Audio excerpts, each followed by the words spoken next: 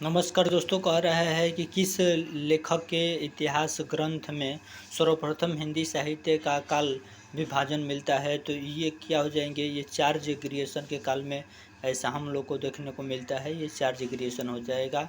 किस लेखक के इतिहास ग्रंथ में सर्वप्रथम हिंदी साहित्य का काल विभाजन मिलता है, तो चार्ज ग्रियर्सन हो जाएंगे। उसके बाद से कह रहा है कि किस इतिहास के लेखक में काल विभाजन में कवियों के नाम पर सर्वाधिक उपयोग किया है, तो मिश्र बंधुओं ने सर्वाधिक उपयोग किया है।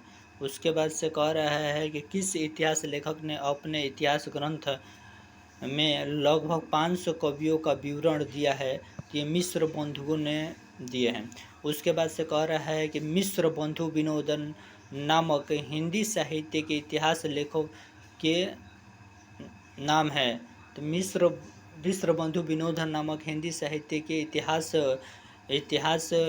लेखकों के नाम है, तो श्री गणेश बिहारी मिश्र, श्याम बिहारी मिश्र और सुखदेव बिहारी मिश्र हैं।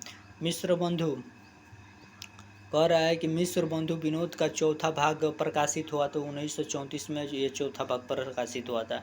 मिश्र बंधु विनोद कितने भागों में प्रकाशित हुआ है, तो ये 4 भागों में प्रकाशित हुआ है। उसके बाद ये कितने भागों में, तो ये 4 भागों में प्रकाशित हुआ है। उसके बाद से कह रहा है कि मिश्र बंधुओं ने विपरीत काल की समय सीमा निर्धारित की है, तो संवत 1890 विक्रम संवत से 1925 ईस्वी तक। उसके बाद से कह रहा है कि आचार्य रामचंद्र शुक्ल ने सर्वप्रथम उत्थान का समय कब से कब माना है, तो 1868 से 1893। उसके बाद से आचार्य रामचंद्र शुक्ल ने हिंदी साहित्य का इतिहास के आधुनिक गद्य साहित्य परंपराओं का परिवर्तन के अंतर्गत प्रथम उत्थान की कालावधि निर्धारित की गई है, तो 1925 से 1950 विक्रमी तक।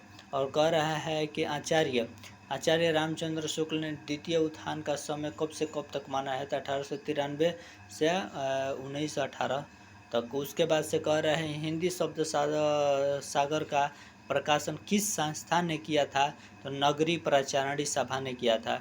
और कह रहा है कि नगरी प्रचारणी सभा के संस्थापकों में से कौन थे, तो नगरी प्रचारणी सभा के संस्थापकों में से ये बाबू श्याम सुंदर दास, पंडित राम नारायण मिश्र और ठाकुर शिव प्रसाद सिंह। उसके बाद से कह रहा है कि नागरी प्रचारणी सभा की स्थापना कब और हुआ, तो जो 16 जुलाई 1893 को प्राणस में हुआ था नागरी प्रचारणी सभा की स्थापना। 12 वर्ष लो कुकर जिए और 13 लो जिए सियार, यह पंक्ति जगनी का है। तो ये किसकी पंक्ति है, ये तो जगनी का पंक्ति है। कह रहा है कि अमीर खुसरो का वास्तविक नाम क्या है, तो अमीर खुसरो का वास्तविक नाम अबुल फजल है।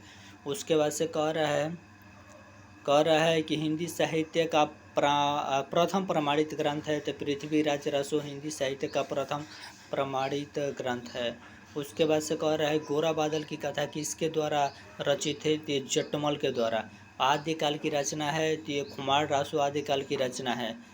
और उसके बाद से कह रहा है कि आदिकाल में पहेलियाँ लिखने वाले कवि हैं, तो आदिकाल में पहेलियाँ लिखने वाले कवि ये खुसरो हैं।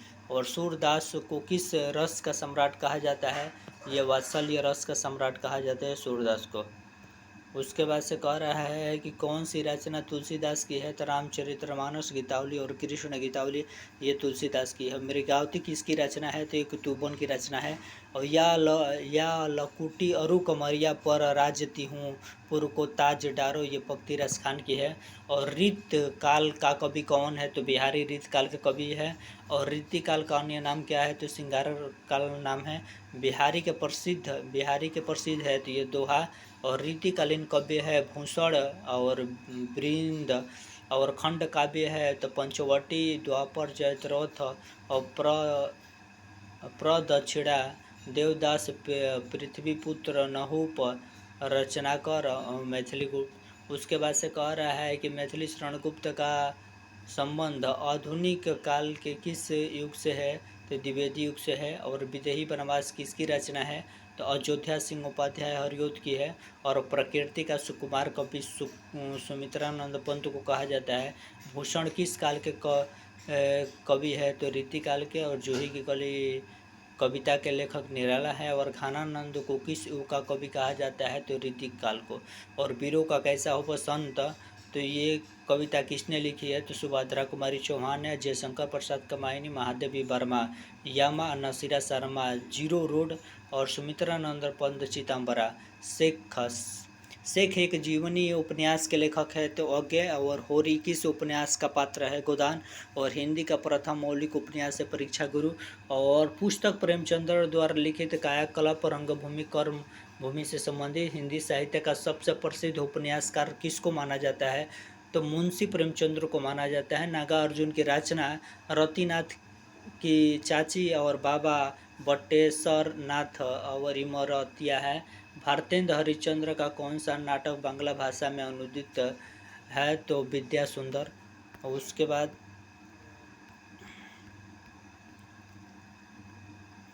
कह रहा है कि किस ऐतिहासिक प्रणाली द्वारा आकस्मिक घटनाओं का वर्णन निबंध कहलाता है, तो विवरणात्मक। और पंडित बनारसी दास द्वारा लिखित हिंदी की पहली आत्मकथा का नाम है, तो अर्ध कथा। और आधुनिक हिंदी साहित्य की पहली कथाओं के लेखक कौन माने जाते हैं, तो बाबू श्याम सुंदर दास। और हिंदी में रिपोर्ताज विधा का जनक इसे माना जाता है, तो शिवदान सिंह चौहान को। और सदल मिश्र की भाषा की विशेषता है, तो पूर्वीपन। और लालू लाल जी का सर्वाधिक प्रसिद्ध ग्रंथ है, तो प्रेम सागर। प्रेम सागर किसकी रचना है, तो लल्लू लाल के। रानी केतकी कहानी के लेखक है ईसा अली खां। और फोर्ट विलियम कॉलेज कलकत्ता में हिंदी के अध्यापक है, तो सदल मिश्र। और कलकत्ता के फोर्ट विलियम कॉलेज के संबंध हैं, तो लालू लाल। और नासिकेतोपाख्यान के लेखक है सदल मिश्र। ईसा अली खां द्वारा रचित रानी केतकी की कहानी का दूसरा नाम उदयभान चरित्र। और सुख सागर की रचना किसने की है, तो सदा सुखलाल। और सुख सागर का विषय है विष्णु पुराण के उपदेशात्मक प्रसंग। और भाषा योग वशिष्ठ के लेखक है राम प्रसाद निरंजनी। और खड़ी बोली की पहली रचना नासिकेतोपाख्यान।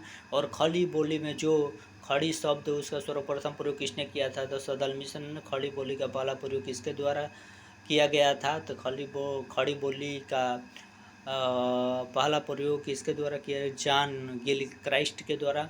और आधुनिक हिंदी साहित्य के इतिहास में राजा द्वय के नाम से विख्यात दो रचना है, तो राजा लक्ष्मण सिंह और राजा शिव प्रसाद सितारे हिंद।